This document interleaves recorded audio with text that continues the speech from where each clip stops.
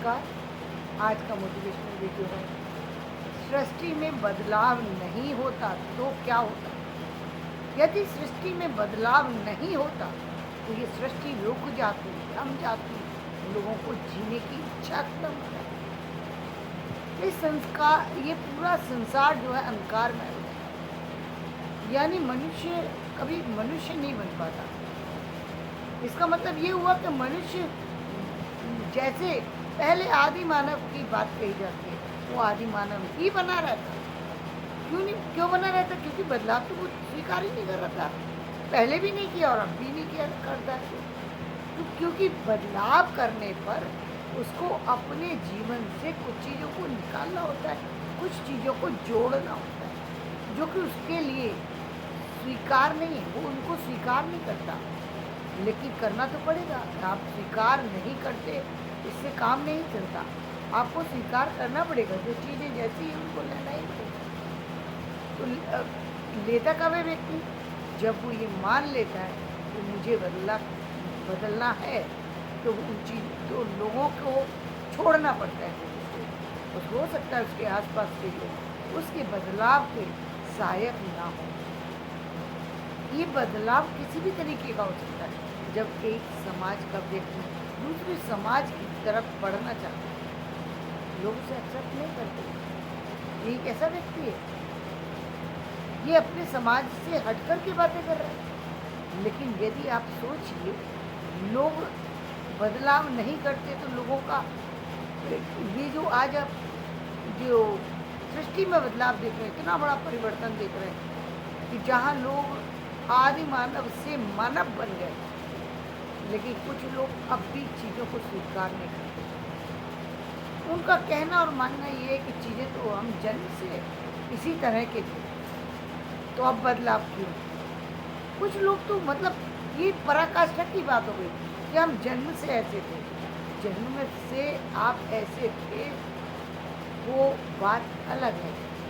क्योंकि हो सकता है आपका पहला जन्म हो और आपको जीवन में कुछ चीज़ें पता नहीं है। आप कितने सालों के बाद, कहते 84 लाख योनि में भटका व्यक्ति और सारे कर्मों को एक तरफ करके अब वो नया जन्म लेकर के आया है। नहीं याद है उसे कुछ भी, अब वो जीरो पे खड़ा है। वो तो वहीं से चल रहा है, तो उसको कोई भी नई चीज़ों में आने में टाइम लगेगा, लेकिन वो ऊर्जा को एक्सेप्ट नहीं कर रहा है। लेकिन जो लोग ऊर्जा को एक्सेप्ट कर रहे हैं, तो उनके साथ तो चलना पड़ेगा, मिलना पड़ेगा। यदि नहीं मिलोगे तो पीछे रह जाओगे।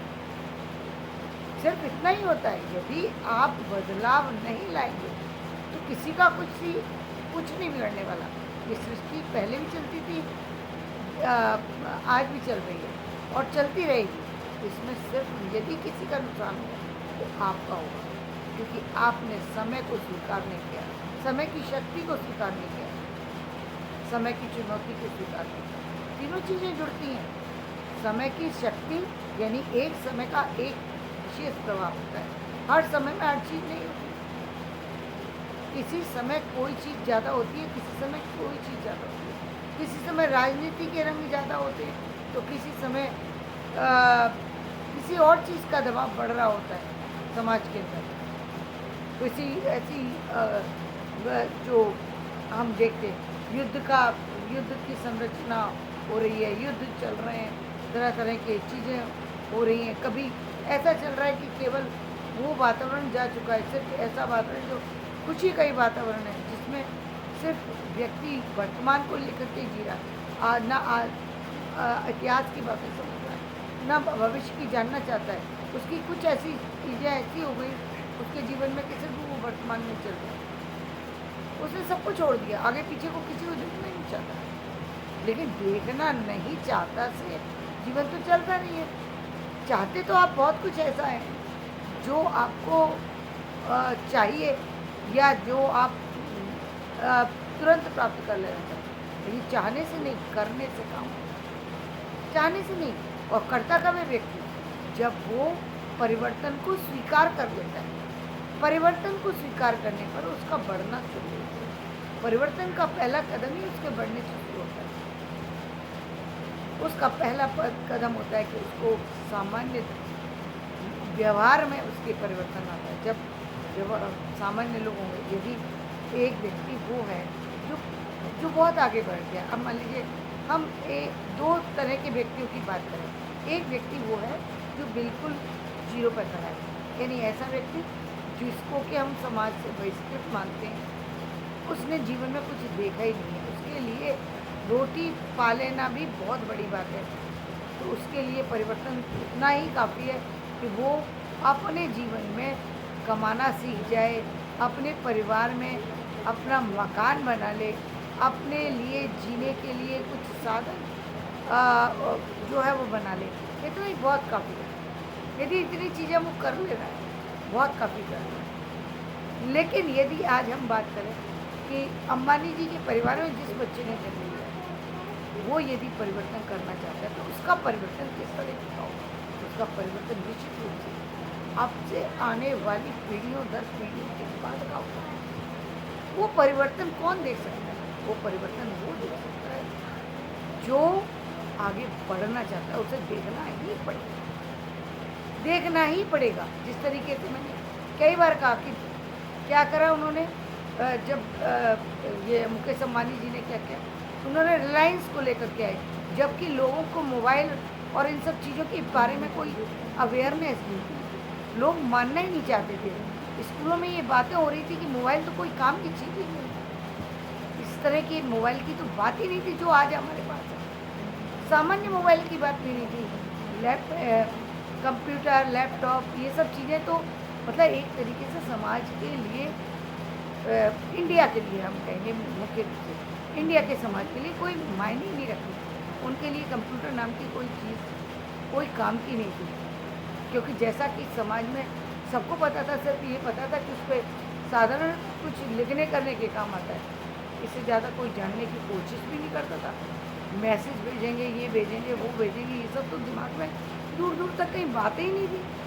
क्योंकि जब आपके घर में लगा हुआ फ़ोन उस पर भी लॉक होता था, आप कैसे दूसरों की बातों को समझ पाएंगे कि दुनिया में चल क्या रहा है? जब आपके दरवाजे पर भी जाने से आपको मनाही हो, किसी दूसरे से मिलने से मनाही हो, आपके टीवी पे ताला लगाया जाता हो, आप कैसे जानेंगे दुनिया में क्या हो?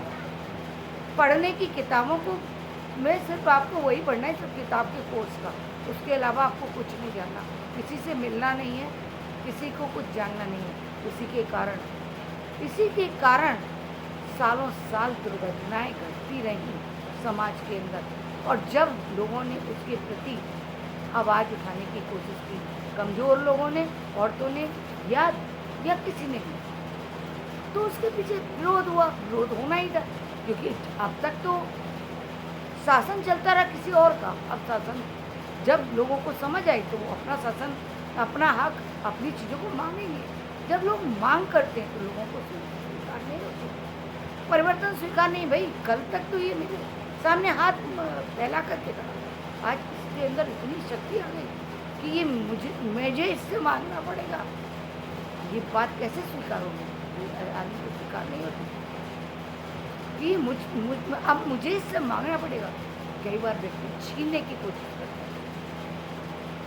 ये किसके कारण से होता है? ये होता है इसलिए क्योंकि कभी कभी गलतियाँ होती हैं ना, ये गलती है कि किसी दूसरे की को स्वीकार ना करना, और ये अक्सर होता है। आप देख सकते हैं समाज के अंदर, तो ये परिवर्तन है, लेकिन परिवर्तन तो होना था। आपके रोकने से किसी कोई चीज़ रुकने वाली थोड़ी है। जिसने परिवर्तन स्वीकार किया उसने बहुत सारे चैलेंज भी फेस किए और आगे भी बढ़ा। अब आप देखते हैं कि जब हम कलाम साहब की बात करते हैं, कलाम साहब ने पूरा जीवन लगा दिया। आज हम उनको याद करते हैं, लेकिन पूरा जीवन लगाना पड़ा उनको उस मुकाम को हासिल करने के लिए। वो आसान मुकाम तो नहीं था। कितना कठिन था कि एक बच्चा जो है अखबार बेच रहा है, एक बच्चा इमली के बीजों को बेच रहा है, ये क्या, या परिवार में उन स्थितियों को देख रहा है जहाँ उसको रंग भेद के कारण से, जाति भेद के कारण से, जहाँ समाज की अन्य चीज़ों के कारण से उसको हर चीज़ में दबना या कुछ सहना पड़ रहा है, और उसके बाद भी वो अपनी पिपासा को शांत नहीं कर सका, अपनी भूख को शांत नहीं कर सका, क्योंकि उसके अंदर एक भूख है, तड़प है कि नहीं मैं मुझे चाहिए। हाँ, जब क्या कहा ना कि परिवर्तन की आग किसी व्यक्ति में लगती तो फिर वो आग फिर व्यक्ति पीछे नहीं हटता, फिर वो कहता है कि मैं जल जाऊंगा लेकिन मैं ये करके रहूँगा। कलाम साहब जी ने वही किया जिसके कारण वो पहचाने जाते हैं, लेकिन इसके लिए उनको कितनी सारी चीज़ों को खो देना पड़ा। जीवन में कभी उनको वैवाहिक सुख नहीं मिल सका। क्यों नहीं मिल सका?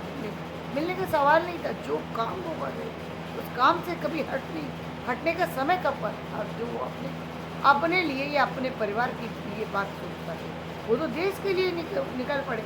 जब देश की बात चल रही हो तो अपने लिए की बात ही नहीं होती। व्यक्ति के लिए, व्यक्तिगत सोचने के लिए समय नहीं रहता। समय भी हो तो अब जो वे कदम आगे बढ़ जाते हैं उससे पीछे हटना व्यक्ति के लिए संभव भी नहीं होता। एक ही अवस्था है जब संभव होता है। हर अवस्था में व्यक्ति के लिए हर चीज संभव नहीं है। सोचने से कुछ नहीं होता कि मैं सोचता हूँ, मुझे लगता है कि मुझे ये हो जाना चाहिए। हो जाना चाहिए से चीज़ें नहीं होंगी, करने से होती हैं। बहुत सारे एफर्ट, बहुत सारी ऊर्जाएं एक साथ चुनौती बनकर सामने खड़ी हो जाती हैं जब आप परिवर्तन करने निकलते हैं, परिवर्तन करते हैं। जब आप कहानियों में पढ़िए, उपन्यासों में पढ़िए, चीज़ें किस तरह की दिखाई देती हैं, किस तरह की कहानियों में एक एक चीज़ें दिखाई देती हैं। सोचिए एक समय ऐसा था जब एक कुएं पर पानी लेने के लिए एक प्यासा व्यक्ति को पानी लेने के लिए अलग अलग कुएं, और पानी लेने के लिए भी उसको मतलब आपके कुएं से ही आप पानी ले सकते हैं, दूसरे से पानी नहीं ले सकते। अब मान लीजिए कि उसके पास नहीं है, किसी कारण से उसका वो जो एक कहानी है कोर्स में लगाई हुई है, नाम मैं बोल रही हूँ थोड़ा, तो अब कुएं का पानी और वो मटमैला है, गंदा है, लेकिन व्यक्ति उससे पीने को बात है, चाहे उससे पी के मर जाए। तो ये कितना बड़ा एक चैलेंजिंग चीज़ था जब व्यक्ति ने कह दिया चाहे जो भी हो, मैं अब ये चीज़ें नहीं स्वीकार करूँगा।